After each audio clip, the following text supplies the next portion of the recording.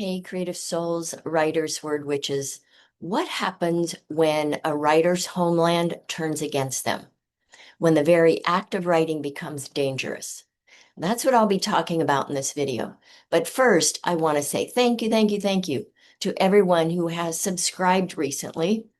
I need 181 more people to reach my goal of 500 by the end of September. I think I can do it. I hope you'll help.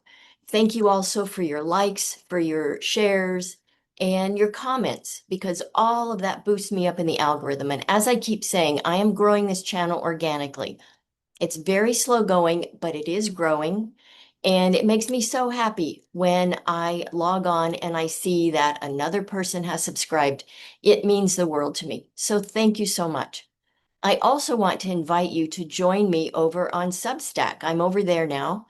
It's free for you to subscribe to my account, and you will not only get my weekly liminal letter and all the goodness that I pack into that.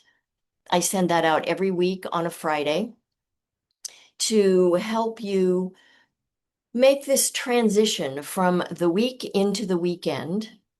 And then also when you subscribe over there, you get my 10 ways to banish writer's block. It's a free flip book I've made, and it's all free. So I hope you'll do it. I would love to build my community over there as well.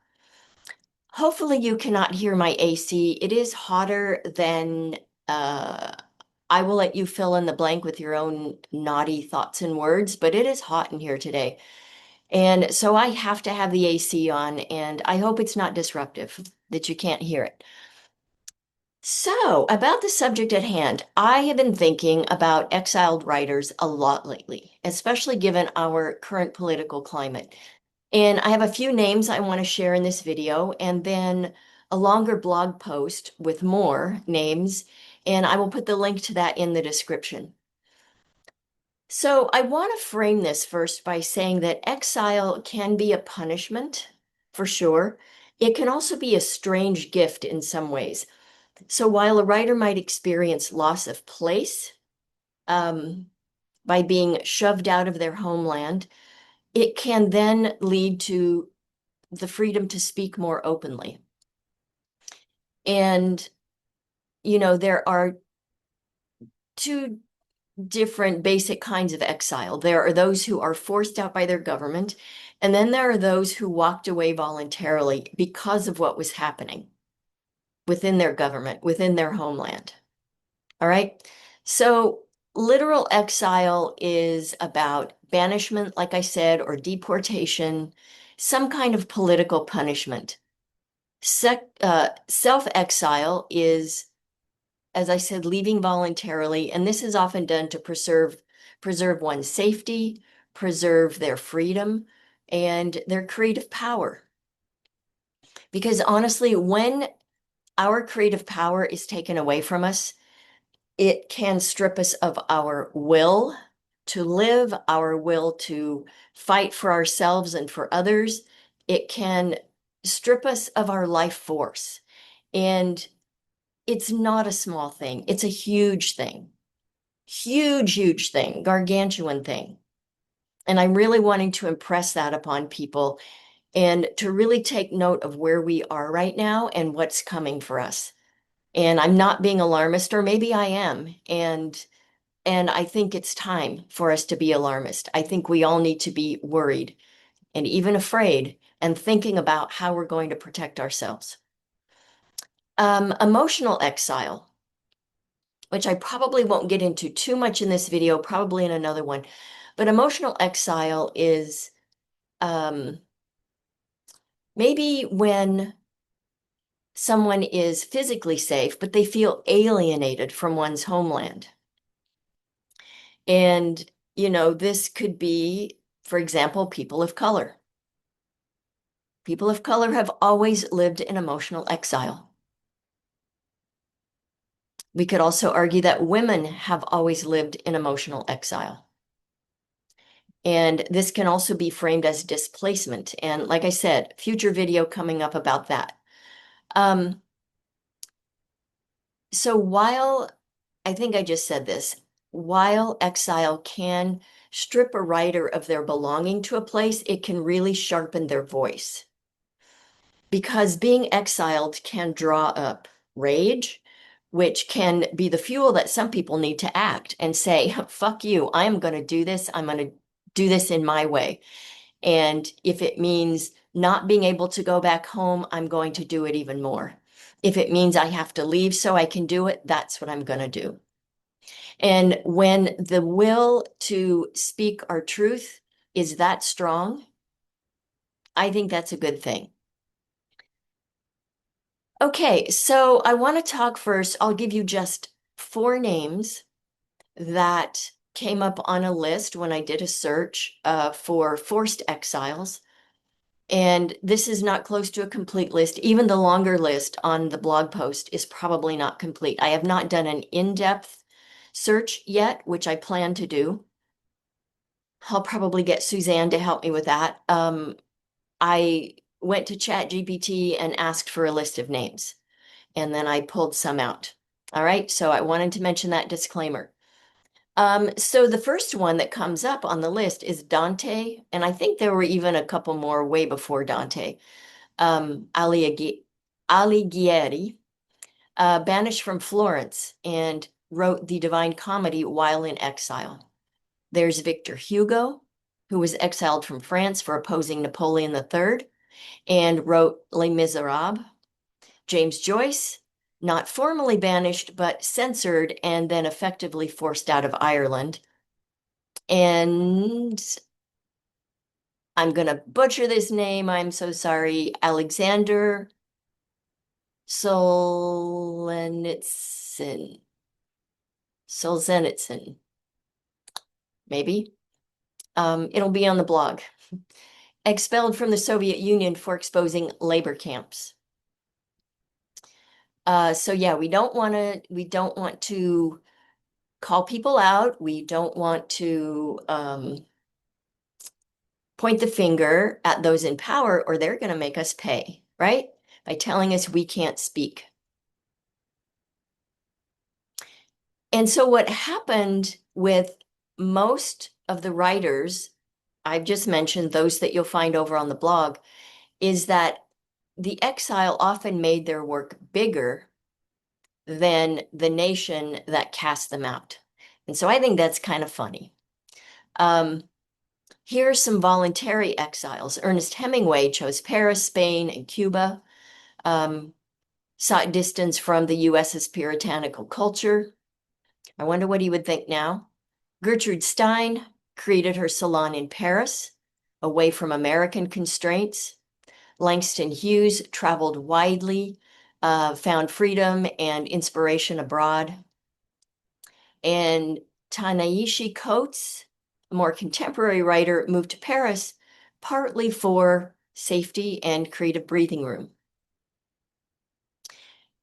So think about self-exile as being both escape and strategy. So choosing the conditions in which to write. I know many of us, myself included, we are not living in conditions that are truly conducive to our creativity.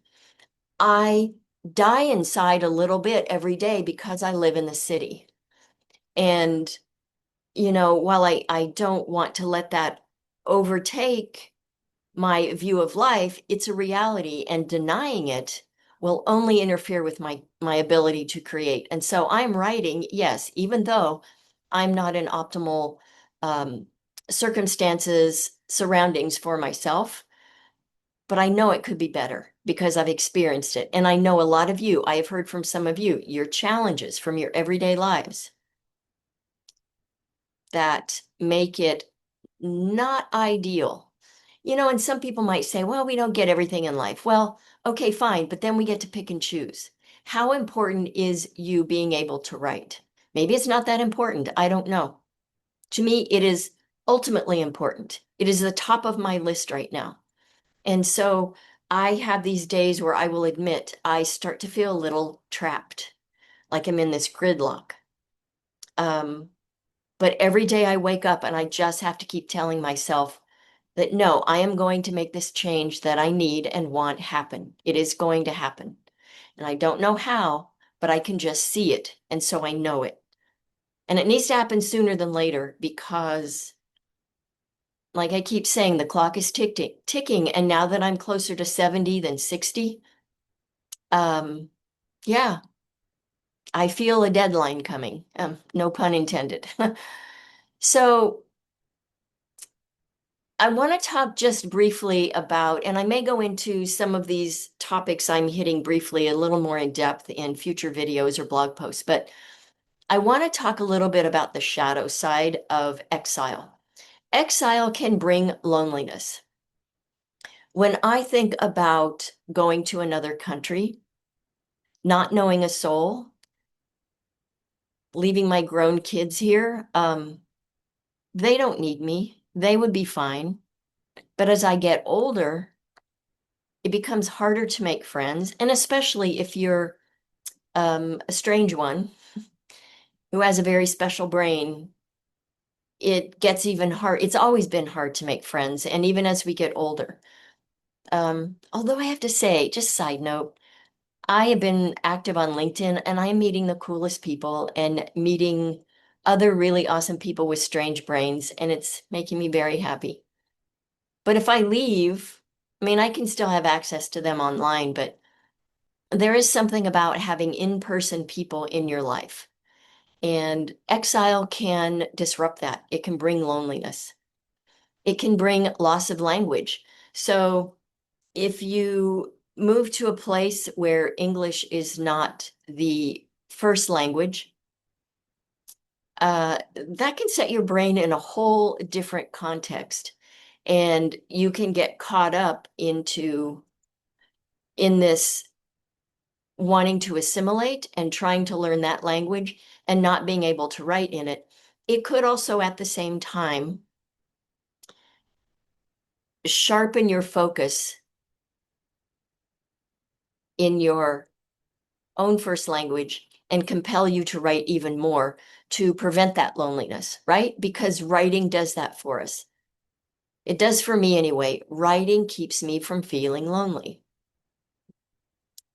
And, and a lot of people are like, they can't imagine that, I don't know, when did I get divorced? 30 years ago? Some people are shocked that I've never remarried. Um, People are shocked how many years I've lived alone.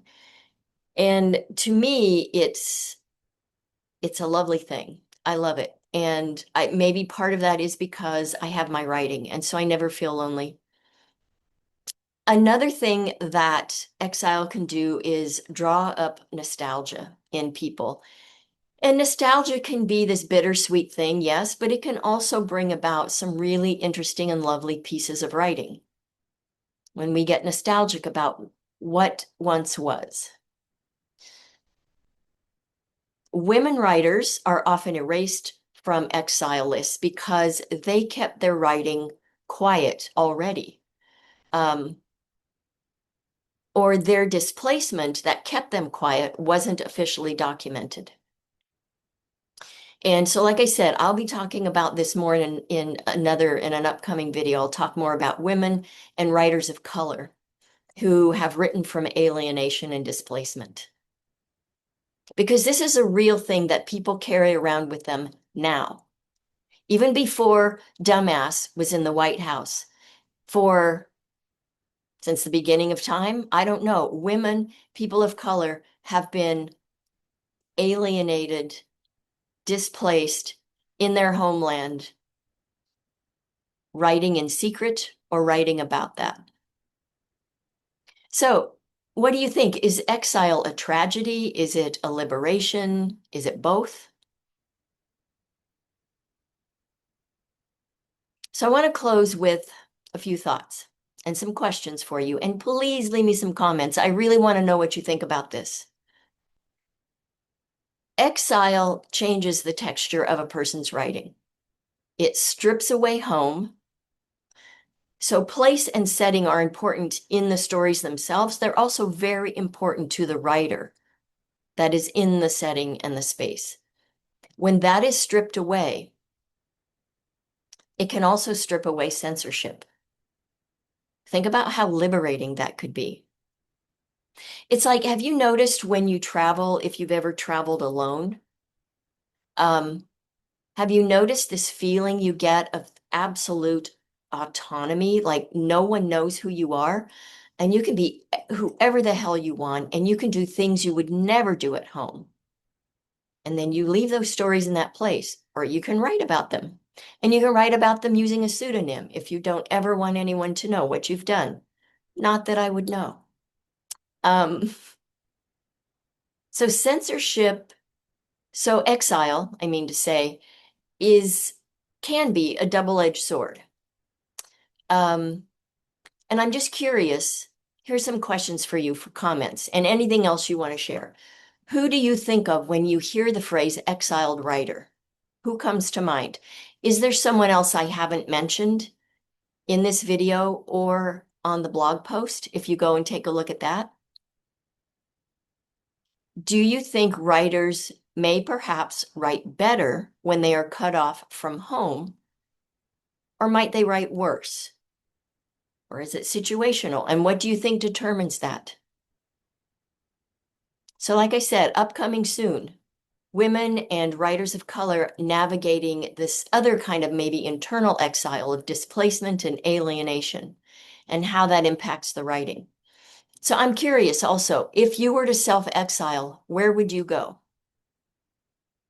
Not with any ifs, ands, or buts. Just if you could do it, where would you go? And then the other question is, if you could imagine being exiled because of the words you write, because of the stories you have to tell, why would that be? What would the stories be about? Those are the stories that you need to be writing. Tell me in the comments, please. As always, I send you mad writing mojo. Happy writing.